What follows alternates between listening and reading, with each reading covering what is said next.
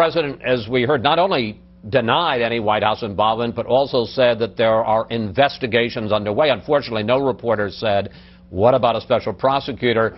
Where does this stand tonight, Steve? Look, I think this is a really big deal. We talked about this a week ago. It was a big deal then. It's an even bigger deal right now. Think about what the president said. He gave assurances that his White House staff couldn't have been involved in the leaking, despite the fact that the New York Times, in its original report... Let me just interrupt for a second, because AP is reporting right now that the Attorney General, Holder, has appointed 2 prosecutors to oversee the leak probes. Now, they're not saying whether those are just people inside the department or special prosecutors, but he has appointed 2 prosecutors to oversee the leak probe. At this point, you would have to read that as they're people inside the department. If the White House wasn't involved in these stories, I'm the Queen of England. I mean, if you look at these stories, they're quoting the president. There are people who are in the room with the president.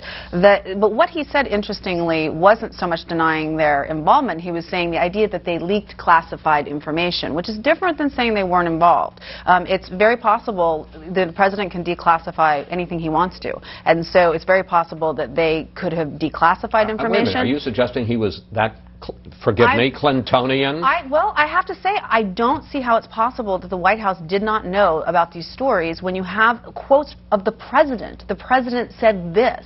I didn't hear anything about the White House freaking out about leaks, and this is a White House that has been aggressive about prosecuting people who have leaked. Charles.